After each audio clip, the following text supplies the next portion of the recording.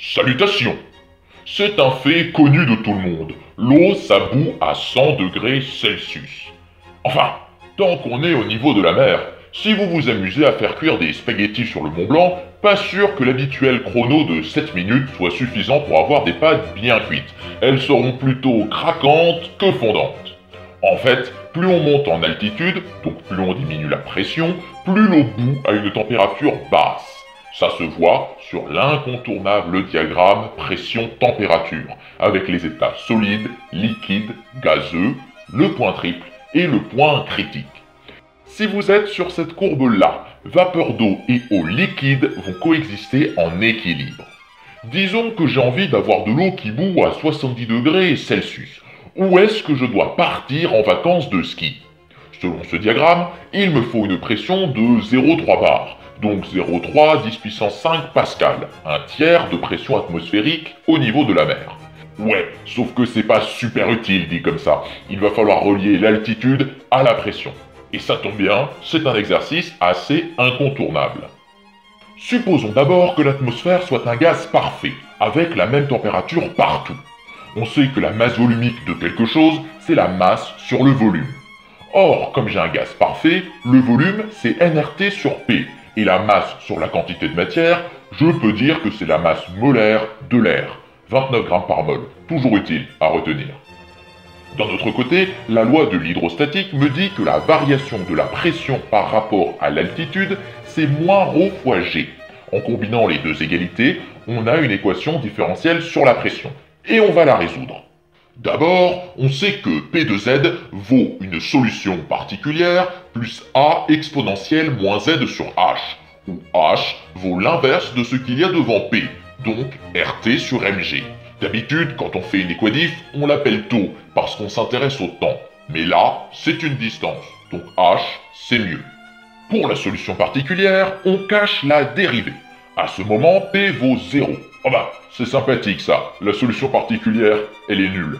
Ensuite, si on est au niveau de la mer, l'altitude Z vaut 0, et la pression, c'est la pression atmosphérique, donc 10 puissance 5 pascal, ce qui nous donne la valeur de A.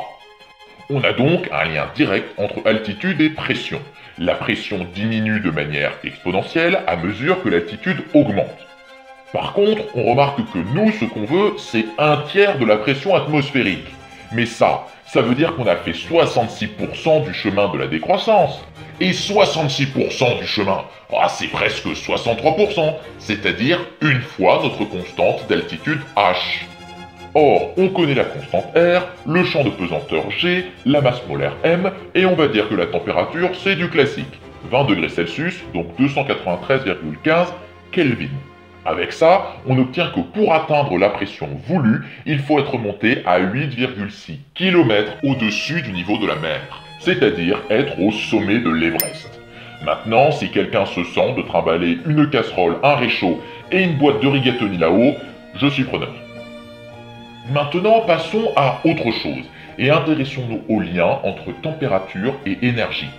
Lorsqu'on fournit de l'énergie à un système, il chauffe et il peut aller jusqu'à changer d'état.